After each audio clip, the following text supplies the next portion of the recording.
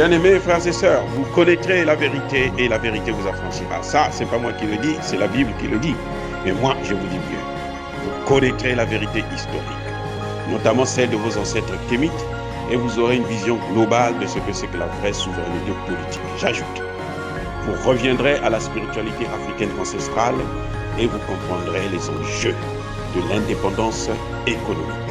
Et pour terminer, vous accepterez votre identité culturelle kémite et vous obtiendrez deux choses. La première, c'est la paix. La seconde, c'est le développement, à une condition. L'unité de toute l'Afrique noire, l'unité de tous les Noirs du monde entier. Otep à tous, bienvenue sur la chaîne des panafricanistes par essence, par conviction et par excellence. Celle des citoyens kémites par nécessité et obligation de combat. Nous sommes une chaîne qui n'est guidée que par nos ancêtres et rien que par les ancêtres qui appartiennent à l'égrégore du monde noir. Par conséquent, nous ne croyons en aucun Dieu venu de l'étranger. Toutefois, cette vidéo n'est aucunement destinée à inciter à la haine ou à la violence, car nous menons un combat qui est d'abord et avant tout spirituel, intellectuel et démocratique. Ensuite, il est politique, géopolitique et géostratégique, contre l'impérialisme, le colonialisme, le néocolonialisme et l'endocolonat, qui sont tous qualifiés de crimes contre l'humanité. Nous menons ce combat sur la base du principe fondamental que nous avons hérité de nos ancêtres kémites, qui est celui de la Mahat, c'est-à-dire solidarité, vérité et justice.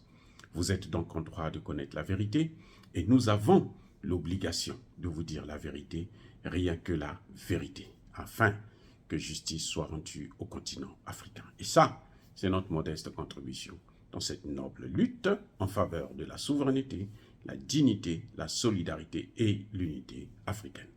C'est exactement ça que nous appelons le panafricanisme. Bien-aimés frères et sœurs,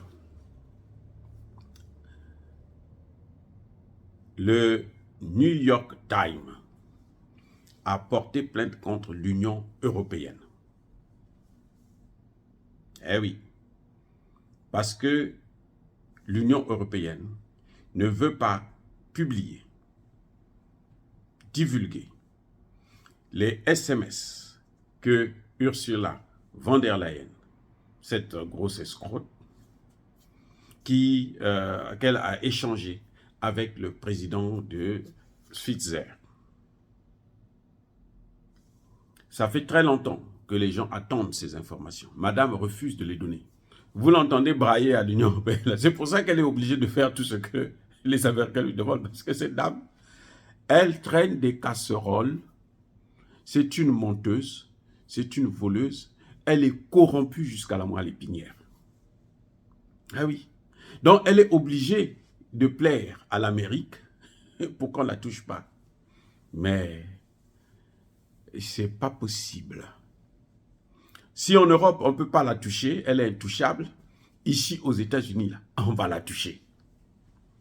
Et oui, ici aux États-Unis, on va la toucher. Ce que le New York Times a fait, le New York Times s'est dit, mais attendez, cette dame-là, on lui demande des informations, nous avons besoin de savoir comment ça s'est passé sur cette affaire du Covid. Parce qu'elle s'est arrangée à attribuer des marchés à Pfizer pour plus de la moitié des commandes que l'Union européenne avait faites aux différents concernant les vaccins. L'Union européenne avait commandé près de 4 milliards 800 millions de doses. Et une seule, Pfizer, a obtenu plus de 2 milliards 400 millions de doses. Le total,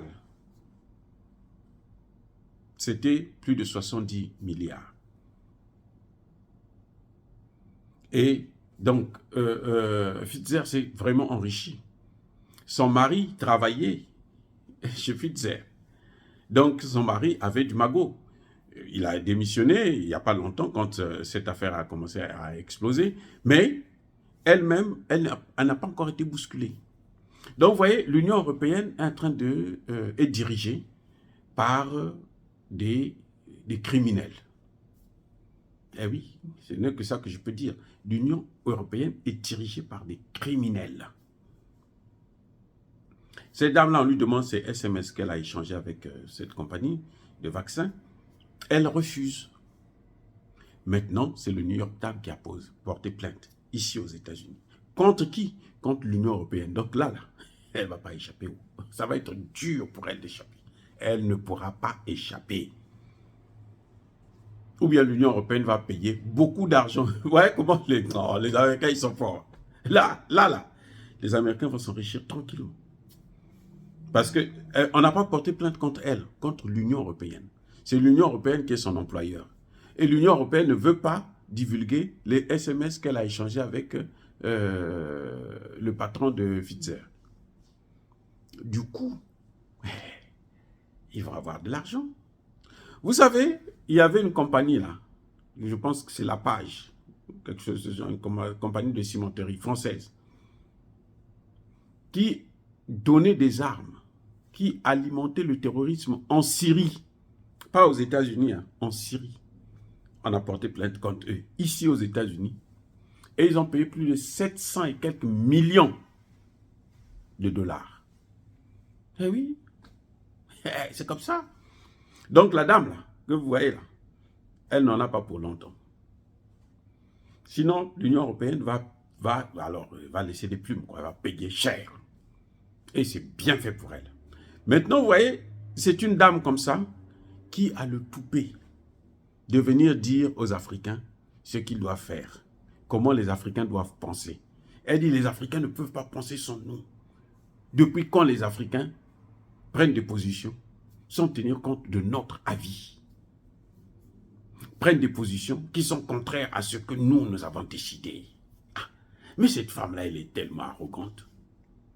En fait, parce que quand vous êtes dans cet état-là, quand vous êtes criminel, ça vous donne vous pensez que vous êtes au-dessus de la loi, vous êtes au-dessus du monde entier. Mais là, elle va se faire rattraper. Sinon, l'Union européenne payera très cher.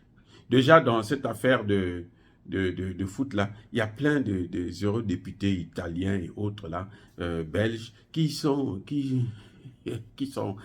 tenus, on a eu des perquisitions chez eux et tout, ils sont, pour certains, en garde à vue, ainsi de suite.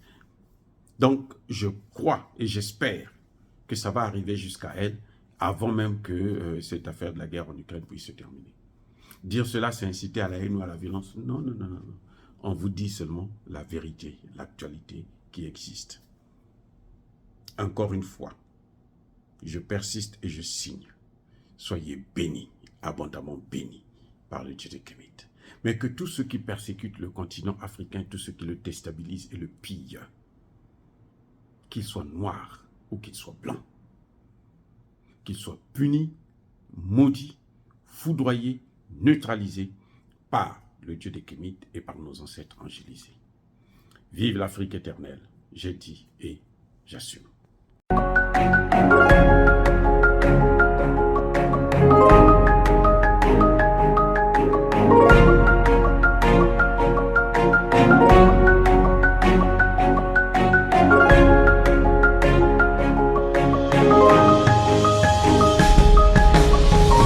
Eux, ils marchent par la foi et non par la vue. Mais moi, je vous conseille vivement de marcher par la connaissance scientifique et historique, notamment celle de nos ancêtres kémites, par les 5 sens et par l'intelligence. Abou Abia.